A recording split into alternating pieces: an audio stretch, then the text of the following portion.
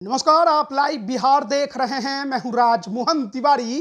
5 राज्यों में विधानसभा के चुनाव संपन्न हुए और आज परिणाम का दिन है। आज 3 दिसंबर रविवार को 4 राज्यों के जो विधानसभा के चुनाव हुए उनके परिणाम आने शुरू हो गए हैं और शुरुआती रुझान जो निकलकर सामने आ रहा है उसमें 2 राज्यों में बीजेपी सरकार बनाते दिखाई दे रही है, जिसमें मध्य प्रदेश और राजस्थान है, जबकि तेलंगाना में कांग्रेस बहुमत के पार जाते नजर आ रही है। तो वहीं बात करें छत्तीसगढ़ की, तो वहां पर कांटे की लड़ाई बीजेपी और कांग्रेस के बीच अभी भी देखने को लगातार मिल रही है। मिजोरम के चुनाव के परिणाम कल 4 दिसंबर को आएंगे, लेकिन उससे पहले आज 4 राज्यों के जो परिणाम हैं वो आगामी 2024 के लोकसभा चुनाव से पहले बेहद ही महत्वपूर्ण माने जा रहे हैं। अब देखना होगा कि क्या ये जो शुरुआती रुझान है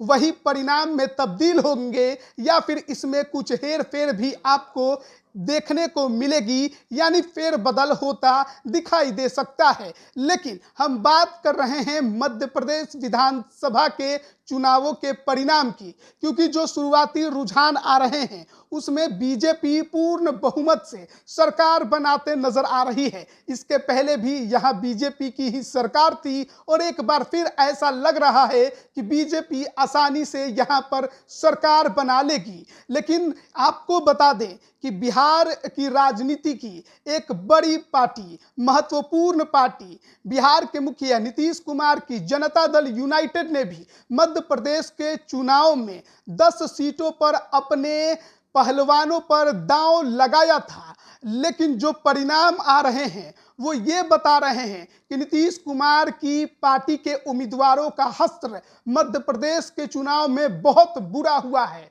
और अब तक के रुझानों में हालात कुछ इस प्रकार के हैं कि कहीं पर 5 वोट तो कहीं पे 10 वोट तो कहीं पर 3 वोट तक भी मिले हैं। अब ये आगे कितना बढ़ पाएंगे ये तो वक्त बताएगा, लेकिन तमाम सीटों पर जनता दल यूनाइटेड के उम्मीदवारों की जमानत जब्त हो गई है और जब्त के साथ भी आप कह सकते हैं कि बुरा हश्र नीतीश कुमार की पार्टी जनता दल यूनाइटेड का मध्य प्रदेश में हुआ है। 10 सीटों पर उन्होंने उम्मीदवार उतारे थे और अगर उन 10 सीटों की बात करें तो उसमें पिछौर सीट से चंद्रपाल यादव, राजनगर सीट से रामकुंवर रायकवार, विजय राघवगढ़ सीट से शिव नारायण सोनी, थांदला सीट से तोल सिंह भूरिया और पेटलावद सीट से रामेश्वर सिंगला को उन्होंने पहली लिस्ट में मैदान में उतारा था। सबका हश्र बुरा है। जो दूसरी लिस्ट उन्होंने जारी की थी जिसमें नरियावली सीट से सीताराम अहिरवार,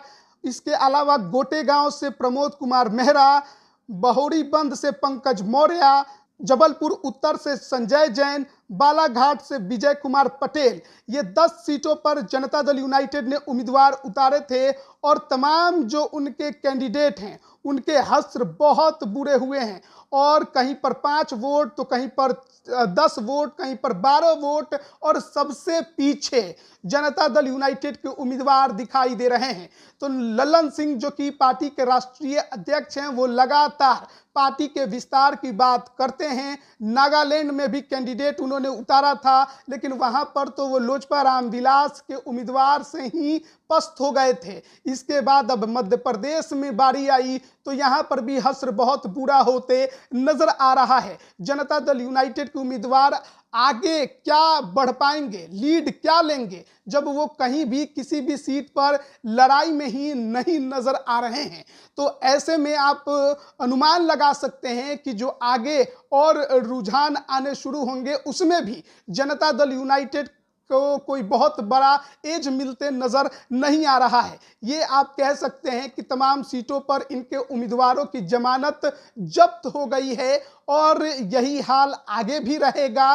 कुछ बहुत बड़ा खेल मध्य प्रदेश में नीतीश कुमार की पार्टी नहीं कर पाई। ललन सिंह खुद मोर्चा संभाले हुए थे, लेकिन पार्टी का हश्र लगातार बुरा ही होते दिखाई दे रहा है। कहां राष्ट्रीय पार्टी के दर्जे के चक्कर में नीतीश कुमार की पार्टी पड़ी हुई थी, लेकिन हश्र ये रहा कि अब तो 5 और 10 वोट मिल रहे हैं। ऐसे में पार्टी की छवि पर असर जरूर पड़ेगा। आगामी 24 के चुनाव में भी असर पड़ सकता है। और बिहार की राजनीति में भी बात करें तो नीतीश कुमार की पार्टी तीसरे नंबर की पार्टी है। चिराग पासवान लगातार इसको लेकर नीतीश कुमार पर निशाना खूब साधते हैं, लेकिन अभी तक के रुझान में मध्य प्रदेश में जेडीयू की हालत बहुत बुरी दिखाई दे रही है। और आपको बताएं कि अभी तक जो 4 राज्यों के परिणामों के रुझान आ रहे हैं उसमें बीजेपी जो है वो 2 राज्यों में मध्य प्रदेश और राजस्थान में सरकार बनाते नजर आ रही है। मध्य प्रदेश में पूर्ण बहुमत से तो राजस्थान में वो बहुमत के करीब है। छत्तीसगढ़ जहां पर कांग्रेस का राज था वहां पर भी कांटे की लड़ाई है। राजस्थान में भी कांग्रेस का ही राज था लेकिन वहां पर वो पिछड़ते नजर आ रही है। बात तेलंगाना की करें तो वहां एक जगह कांग्रेस को जरूर मिली है जो उसे राहत दे सकती है और वहां पर वो सरकार बनाते नजर आ रही है। फिलहाल बहुमत के पार कितना जा पाएगी ये तो वक्त बताएगा, लेकिन फिलहाल अभी तक के रुझानों में बीजेपी के लिए बड़ी खबर, अच्छी खबर, 2 जगह सरकार बनाने के नजदीक, एक जगह छत्तीसगढ़ में कांटे की लड़ाई। और सबसे बुरी खबर नीतीश कुमार की पार्टी जेडीयू के लिए ललन सिंह जिसके राष्ट्रीय अध्यक्ष हैं, पार्टी का हश्र मध्य प्रदेश के विधानसभा चुनावों में बहुत बुरा हुआ है और जमानत तमाम सीटों पर जब्त होते नजर आ रही है। कहीं 5 वोट तो कहीं 10 वोट, ऐसे अब तक के रुझान आए हैं जहां पर जो कैंडिडेट लीड कर रहे हैं 7-8 हजार वोटों से, वहां पर जेडीयू के उम्मीदवार को वोट मिले हैं 5 और 10। इससे अनुमान लगा लीजिए पार्टी ने मध्य प्रदेश के चुनाव में क्या बहुत बड़ा करिश्मा करके दिखाया है। अब देखना होगा जेडीयू के नेताओं की इस पर क्या कुछ प्रतिक्रिया आती है। बने रहिए लाइव बिहार के साथ, तमाम अपडेट हम आप तक पहुंचा रहे हैं। आप सभी का बहुत बहुत धन्यवाद। लाइव बिहार यूट्यूब पर सब्सक्राइब और फेसबुक पर लाइक जरूर करें।